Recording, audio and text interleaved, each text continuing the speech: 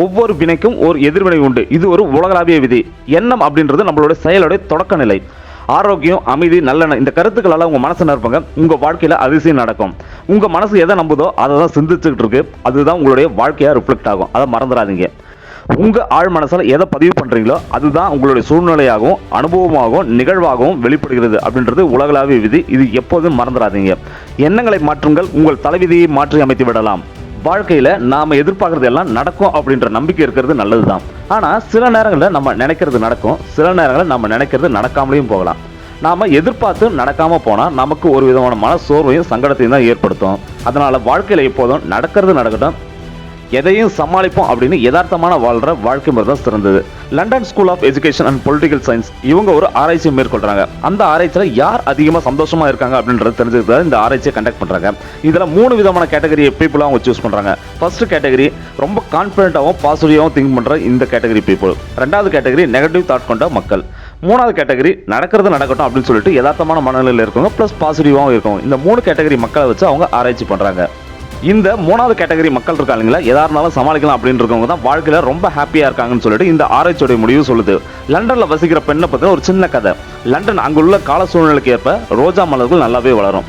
ரோஜா பூ அப்படின்னாலுமே எல்லாருக்கும் பிடிக்க தானே செய்யும். ரோஜானாலுமே ஒரு ஸ்பெஷல் தான். ஆனால் அந்த பெண்மணிக்கு ரோஜா பூனாலுமே அலர்ஜி. ஒரு பூ அவங்க பக்கத்தில் இருந்தால் கூட அவங்க கண்கள்ல இருந்து கண்ணீர் வரும், தும்மல் வரும், ரொம்பவே கஷ்டப்படுவாங்க. அதனால ரோஜா மலர்கள் பக்கத்தில் போகாமல் அவங்க பார்த்துப்பாங்க. இந்த சூழ்நிலையில் ஒரு நாள் அவங்க ஆஃபீஸில் ஒரு மீட்டிங், அதில் கலந்துக்கிறதுக்காக போகிறாங்க. அந்த மீட்டிங் ஹால்குள்ளே நுழைஞ்ச உடனே அவங்களுக்கு ஒரே அதிர்ச்சி. ஒரு பெரிய டேபிளில் 100கணக்கான ரோஜா மலர்களை வச்சு அலங்கரிச்சிருந்தாங்க. ஒரு பூ நம்ம பக்கத்தில் இருந்தாலுமே நமக்கு அலர்ஜி ஆச்சு. இவ்வளோ பூக்கள் மத்தியில் நம்ம எப்படி இந்த மீட்டிங் அட்டன் பண்ண போகிறோம் அப்படின்னு சொல்லிட்டு அவங்க பயந்துக்கிட்டே இருந்தாங்க.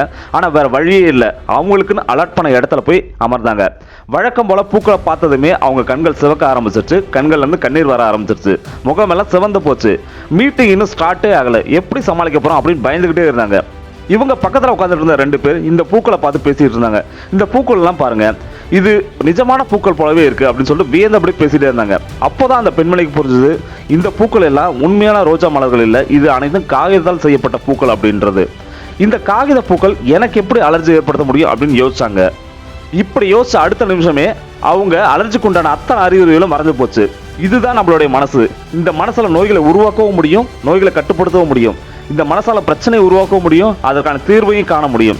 நம்முடைய முன்னோர்கள் கூறிய ஒரு அருமையான பொன்மொழி, வாழ்க்கையை அது வரும் வழியில் ஏற்றுக்கிட்டு நீ விரும்பும் வழியில் மாற்றணும் அப்படின்றது தான். இதன்படி வாழ்ந்து சரித்திரம் படைச்சவங்க ஏகப்பட்ட பேர் இருக்காங்க. 2023 நவம்பர் 20ஆம் தேதி தனது 82வது வயது பிறந்த நாளை கொண்டாடிய ஜோ பைடன் தனது சொந்த வாழ்க்கையில் எண்ணற்ற சோதனைகளை சந்தித்தவர். இவருடைய மனைவி மூத்த மகள் கிறிஸ்துமஸ் பண்டிகையை முன்னிட்டு கிறிஸ்துமஸ் ட்ரீ வாங்குறதுக்காக காரில் போனப்போ ஒரு கார் ஆக்சிடென்ட்டில் இறந்துடுறாங்க. இவருடைய மகன்களில் ஒருவர் மூளையில் ஏற்பட்ட நோயின் காரணமாக அவரும் இறந்துடுறாரு. இதற்கிடையில் பைடனுக்கும் மூளையில் அறுவை சிகிச்சை மேற்கொண்டு அவரும் மீண்டு வந்திருக்காரு. இத்தனை சோகங்களையும் தாண்டி தன்னுடைய 78வது வயதில் தன்னுடைய லட்சிய கனவான அமெரிக்க ஜனாதிபதி ஆனார். 60-65 வயசுல எல்லாம் முடிஞ்சிருச்சு அப்படின்னு சொல்லிட்டு வீட்டிலேயே முடங்கி கிடக்கும் வயதானவங்கள இது ஒரு பாடமாக எடுத்துக்கிட்டு வாழ்க்கையில் சாதிக்க வயசு ஒரு தடையல்ன்றதை புரிஞ்சுக்கணும். இங்கே நம்மளுடைய மனசு, நம்மளுடைய சிந்தனை தான் எல்லாமே. நம்மளுடைய வாழ்க்கையை மாற்றி அமைக்கக்கூடியது நம்மளுடைய எண்ணங்கள் மட்டும்தான். நம்மளுடைய மனசில் என்ன திங்க் பண்ணுறோம், நம்மளுடைய எண்ணங்கள் என்ன பண்ணுறோம், அதுதான் செயலாக வெளிப்படுது. அந்த செயல் தான் நமக்கு வந்து இறுதி வடிவமாக நம்மளுடைய வாழ்க்கையை கட்டமைக்குது. இந்த ஒரு விஷயத்தை நல்லா புரிஞ்சுக்கணும். வயசோ இங்கே சூழ்நிலையோ எதுவுமே காரணம் கிடையாது. நம்மளுடைய எண்ணங்கள் மட்டும்தான். அது எந்த வயசாக இருந்தாலும் சரி.